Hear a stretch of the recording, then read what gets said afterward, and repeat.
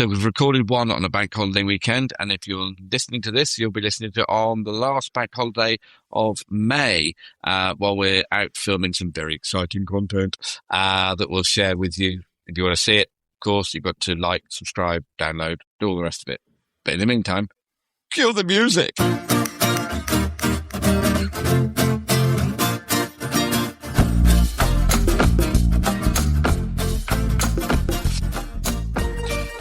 I'm not sure why I did that in a bizarre German or Austrian accent there, Matt. You'll have to take my apologies. No, I will not take your apologies. That was... I was a bit worried. I was thinking, why is he doing this? I've gone all European and continental. Speaking of European and continental, what continent are we getting our beer from this week? Well, as pretty much all the continent we've done, it's again. Today's is from the Outland West Coast IPA. Also, they have just changed the name of it, and it is now called Dead Reckoning. Really? So some of the cans will be coming out. No, it doesn't. But yeah, they've changed the name. It's now become a Dead Reckoning. That's what they're going to call it from now on. And it is a West Coast IPA because it does what it says on the tin. So whether you're picking up a can of Dead Reckoning or West Coast IPA by the Outland Brewery at 5%, and your can will be 440ml, that's what we're drinking today. Let's give it a go.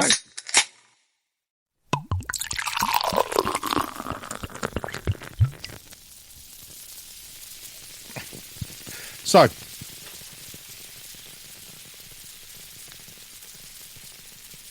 very caramel in colour. It is. I did this beer on Instagram before I got beer tasting 123 on beer tasting 123, and I've fallen in love with it. I think it's a fantastic beer. Okay, so when you suggested it, I'm more than happy to do it. It's more like the beers that I like. Realised that actually, of all the IPAs that I drink, I prefer the West Coast. Mm-hmm. What's the difference? Less the hazy. There's no. Well, this one there is some hints of citrus and pine. Mm-hmm. It's darker, very caramel in aftertaste. Very caramel in aftertaste.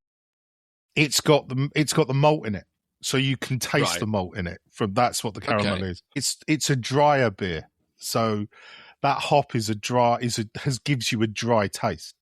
Right. Yeah. So and the hops that are in it. These ones are. I think it's Amarillo, can here. Cascade, and Mosaic. So very West Coast leaning. That trio. It's kind of the hop of choice or hops of choice. I'm anybody making West Coast IPA. West Coast IPA. What defines a West Coast IPA? Exactly that. There is the citrus there, but there's also the malt. That's as much as you can say. It's a California style. It's got sweetness but small amount of malt, high hops, the bitterness, and it's bright, but it's not orange, and it's not hazy. It's not the only haze you've got on there is from the coldness of my glass there. So the bit I understand from West Coast IPAs and the fact they are so clear is because brewers used to think cloudy beer meant something had gone wrong. Yeah. For the West Coast. So unlike a hazy where the proteins are stuck to it, I mean, this is crystal clear. You can hold it up to a light bulb and still read the code on the light bulb. It's just absolutely crystal clear. It's weird, isn't it? Because people now, we talked about the fresh pulp from last week, and the fact it was so hazy and people pay a premium for that hazy, unfiltered look. People literally pay more for a beer that looks unfinished now than they used to. Yeah. So we've got it is. But we've got, the IPAs that I grew up on were GK IPA, Green King IPA. Yeah. And that's similar to this. It's getting on there. But it doesn't, Green King IPA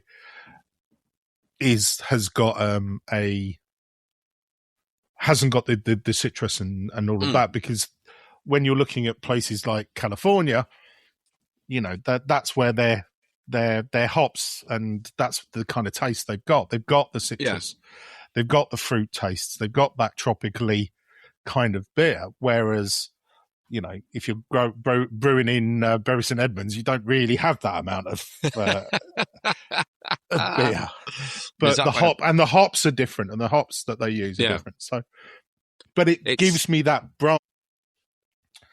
what's the word? That feeling of what I know takes me back, not childhood, but takes me back to some of the beers that I drank when I was younger, but in a different iteration. So.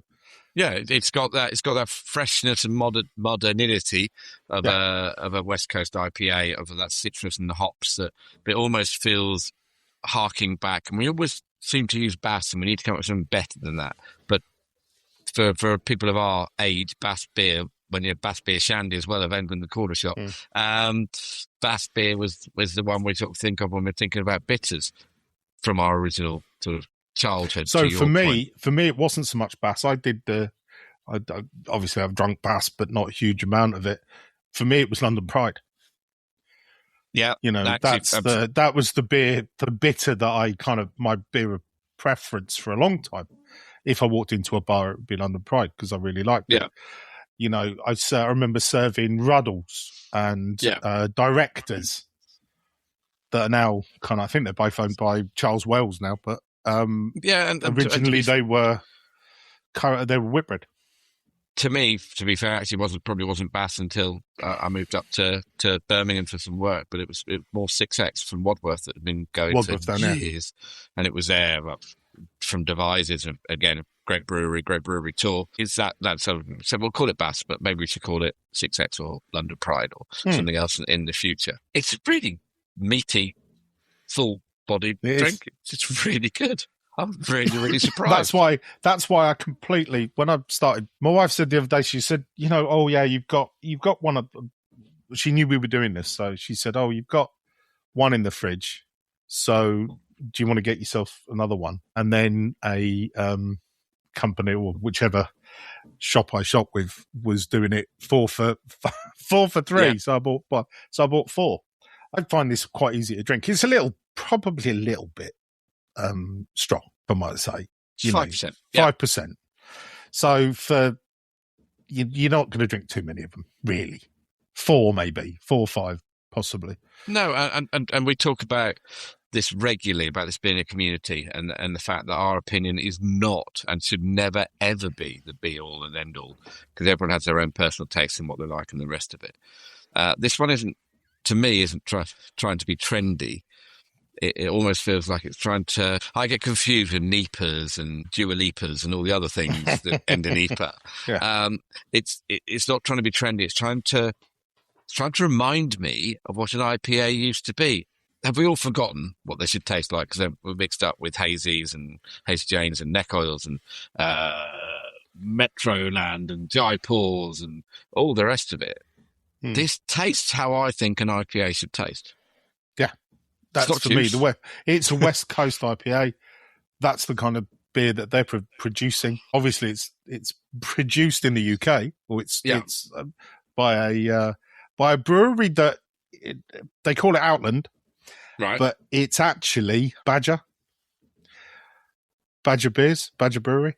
No, from down south. Yeah, it's from what's it called? Dorset.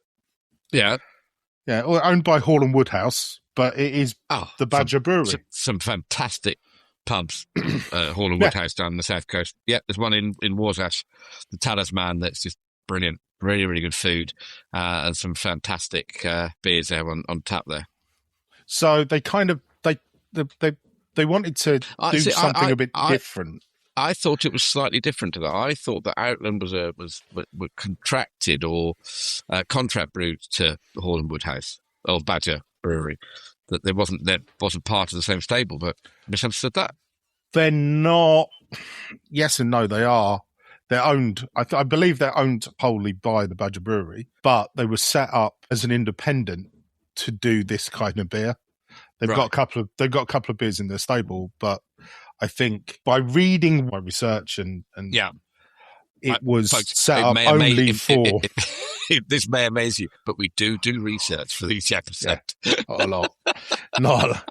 It might have been 20 minutes, while I was waiting for something to brew. So they there was a couple of years ago they wanted to keep Badger Brewery because it's 240 years old. Yeah. But also start brewing different and newer beers, craft beer. Right. So they stripped out Outland, and Outland is named after the ruggedness and the wild beauty of the Dorset coast. So that's why they did it. So it's kind of given. So it was launched to give itself its own credence, as it were, to say, "Hey, look, you know what? I'm craft." Because they're not hiding. They're not kind of hiding the fact that they're part of a different brewery, but it was giving them I suppose, in a way, a head start. You're not if you talk about craft beers, are you going to be looking at a 240-year-old brewer that is quite famous in its area? You know, you're not going to say, well, the Badger Brewery are going to produce this, you know, this West Coast IPA. Oh, well, it'll just be different, a bit odd. But actually, I find it superb. You change the name of you give them their own kind of space. Yeah. And, It chucks an interesting question into the mix, really. So for the smaller, I say smaller, and that's not being patronised in any way, shape, or form. But we talked about Wadworth, which isn't. You're not going to find a pint of 6X up in Manchester. Not really. It's unlikely. I mean, there's still the dray horses there, and if you go to the brewery, you get to go to see the dray horse. They still paint the pub signs by hand at the back. It's amazing. But to your point, if Wadworth suddenly tried to become what we think of as craft, to produce a fresh pulp or to produce a West Coast IPA, would we give it the credence it maybe deserves? But if we use our Italian craft definition, it falls out of it straight away, right? So Badger Brewery does well more than 200,000 hectolitres annually. It's not unpasteurised or unfiltered. Technically, therefore, isn't independent because Badger is part of Hall and Woodhouse. It starts to get a bit hazy, like Hazy Jane or Fresh Pub. But does it really matter? That's a really good point. And that's the thing. Is it craft-esque, or is it? It doesn't really matter that it's not what you would consider a craft beer. I remember well when, you know, I working in the pubs and I had people from Canberra come round wanting to inspect the cellars. Yeah. And they're well within their rights to do so, and we did, but we never made it into the Canberra guides, or certainly one pub that my beer was amazing. But they wouldn't put it in because we used a nitrogen blanket over the top of the beers. And they refused to put us in there. Yeah. And that annoyed me. But it doesn't mean that they didn't bring back, you know, Canberra back in the late 70s, early 80s. Yeah.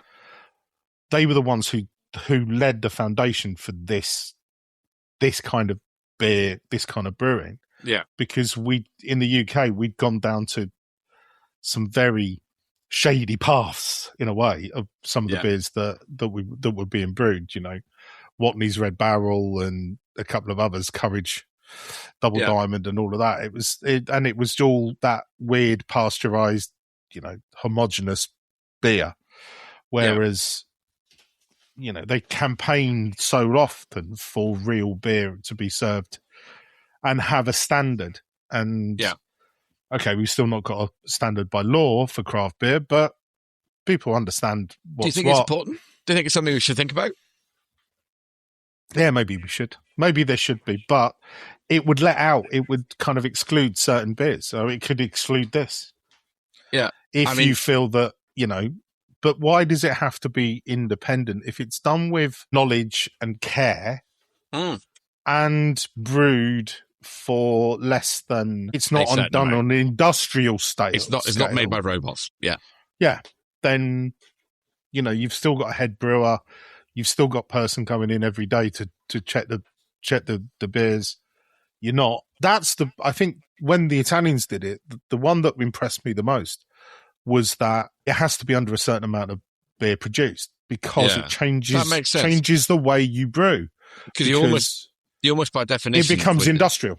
Yeah, and also with the Italian definition, the one I would probably query is the unfiltered bit, because actually, hazy IPA has been growing massively since I think it was about 2016 that hazy IPAs and things started to really, really accelerate massively. It's kind of getting to that point where you either like them or you don't. But it takes the yeast out of it, so you filter and pasteurize, and it kills the yeast. Yeah, so it's not a living thing. The beer isn't a living thing anymore. It becomes dead. Things being living doesn't define them as craft. No, but if you've got a living, the way some people think about beer, it's a living thing, and it's got yeast in it or had yeast in it in most cases. Some of the beers we've had in the past, you pour them, and at the bottom there's that little bit of sediment, and that is residual yeast or residual hop. I'm with you on that. My question really is for me, is the Italian definition of craft too narrow, i.e. by saying it's no longer living, therefore it's not craft. But to your point, if it's cared for by someone on a daily basis until it's ready to drink, I actually don't want it to carry on living once I'm ready to drink. I don't really want my chicken to be running around my kitchen when I buy it from Tesco. No, I kind of want it done. I get it.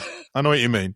No, I think maybe you're right. Maybe I think they maybe have gone a little too far in that respect. But it will only be for the breweries to worry about. It's not the people who drink it. These are the people that, if you could have a badge that says you are a craft beer or a craft would brewer, it matter? Except for in the communities where the beer shops. Yeah. Would it make you feel that you've got somewhere? You've hit this, whether that be, it's the same as farmers who have the, what's it called? Red Tractor? Red Tractor or whatever that thing is. Where they don't spray. Yes. And all of that. So they're anyway, but it would give them something to kind of have that would say that they are professionals in their role. But yeah, I'd love to hear other people's opinions. So you can join us on Beer Together 123 on Instagram, leave a comment on there, or you go to our page on Spotify, you'll find a comment section, add us on there, like and subscribe while you're there, please, and download as much of this rubbish as you can. That'd be great. I think it feels a bit like in pubs where in sort of 30 years ago we used to start saying home style. Home cooked. I mean, again, it came in a plastic bag and we home cooked it. We didn't home make it. That definition is starting to become a bit like that in ale, that you'll go, it's a craft style beer or it's a craft beer, because it's not defined that craft is X. Yeah. There's a real danger that bigger brewer could take over and say it's craft and kind of spoil that journey in a way for some people. Yeah, I agree. I see that. I remember being in the pub and having the rep for Castmark come in. Yep. And we're going to put you in the guide. We're going to do this, we're going to do the other, and it's going to cost you 1,500 quid.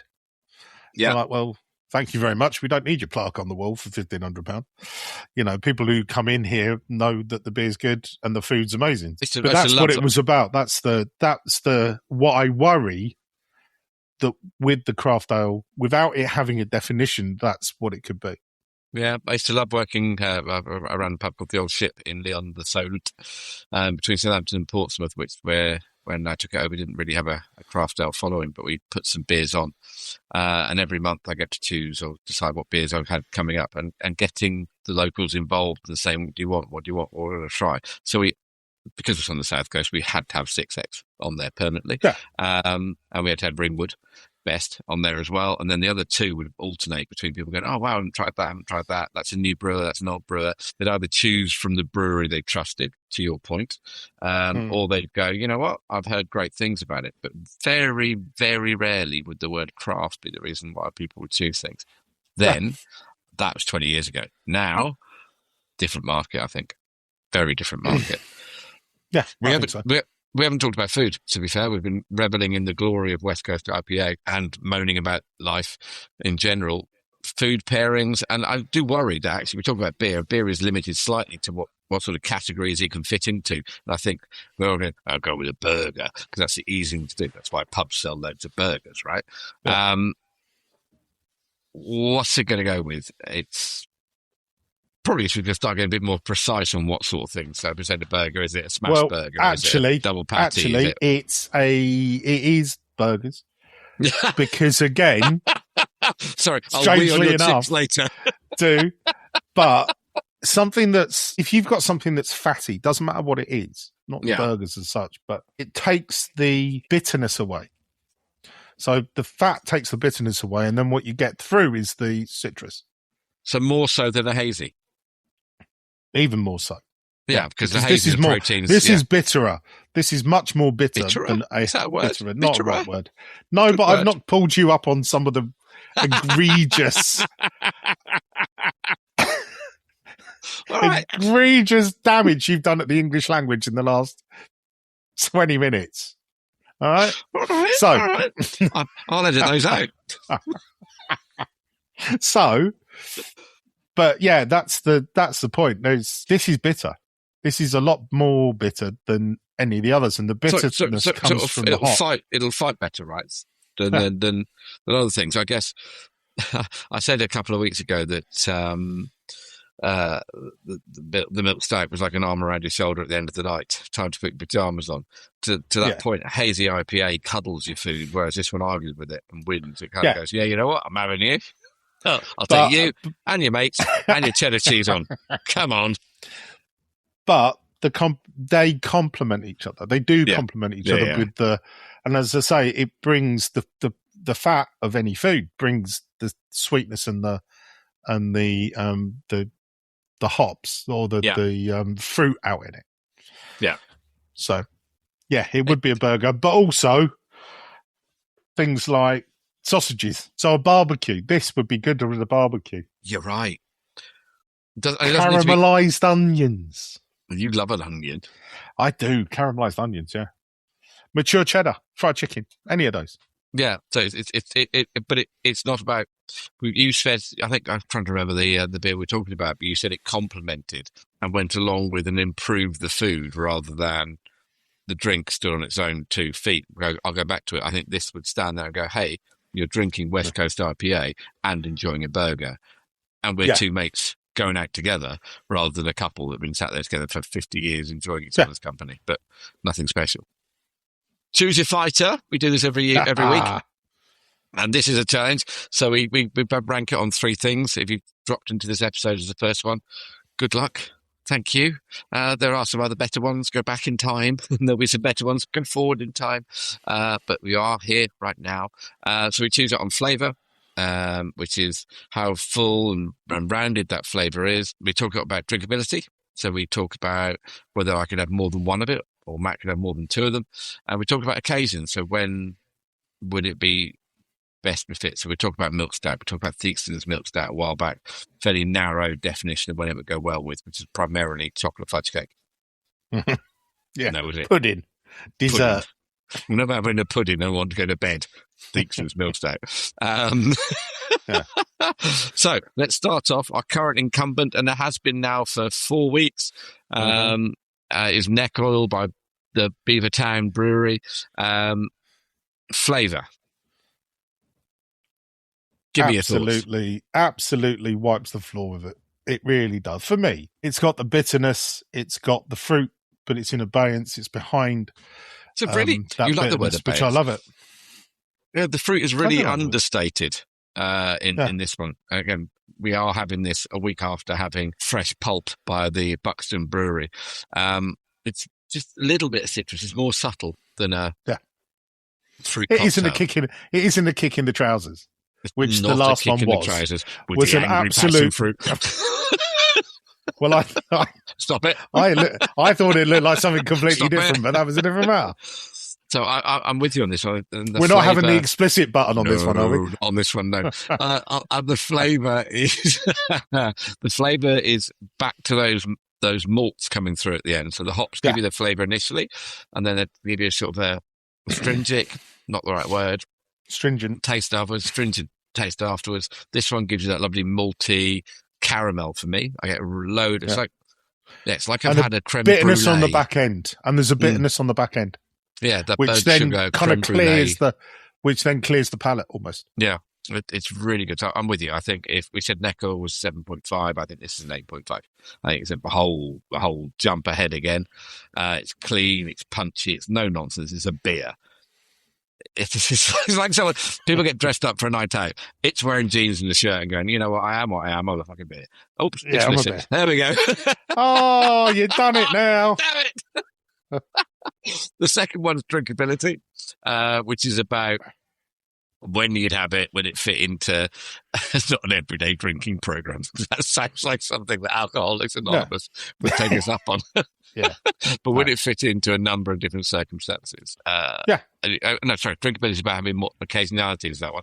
Drinkability is about more when you have more than one. Yeah. Yes. Yeah, I agree. My I would quite happily be, drink 4 or 5 of these. But I think the bitterness might put some people off. It might do. I think that, but if you don't drink beers that have got the bitterness, some would say, are you drinking beer at all? Well, lager's a beer, and that's not bitterness. Well, it's got a bitterness, but there has got a bitterness on the back end of that. Even pills. Have you tried Carlsberg? Well, yeah. Well, it's like drinking. Yeah, we're not going to go there. You know how I feel about Carlsberg. But it isn't, it's one of those things. If you want to try Carlsberg.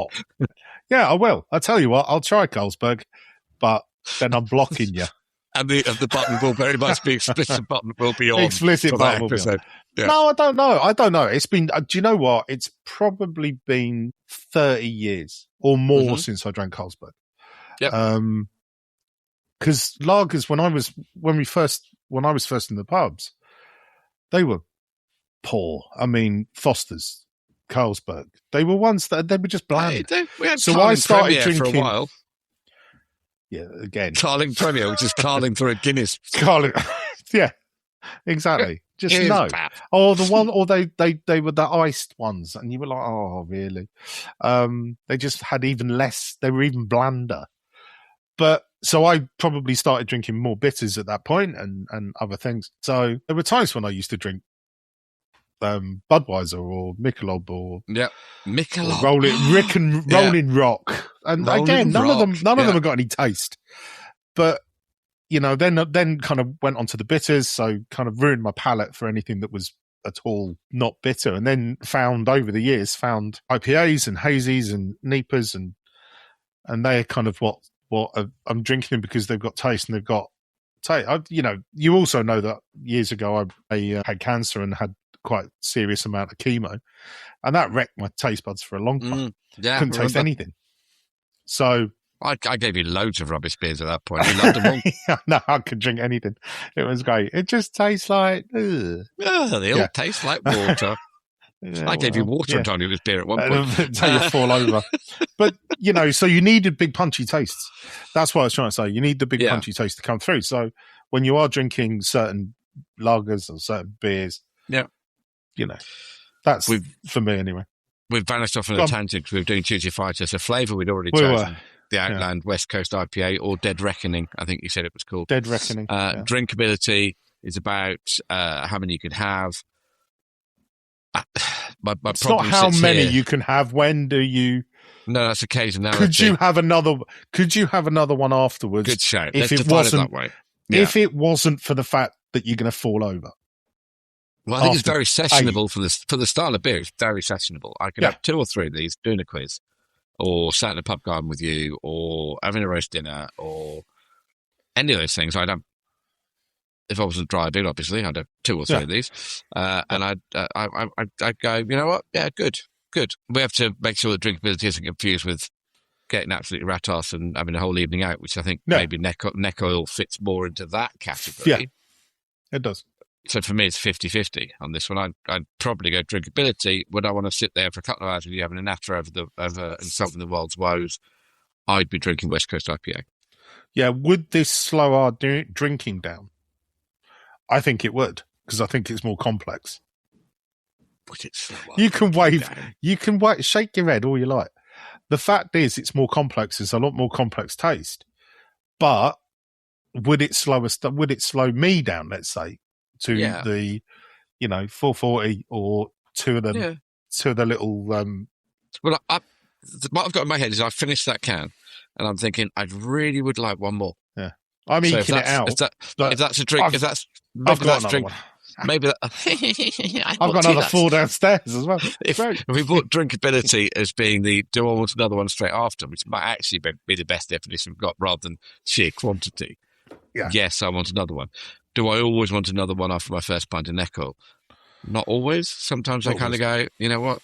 I need something more solid. I need a Guinness. I need something else, something a bit more grunty.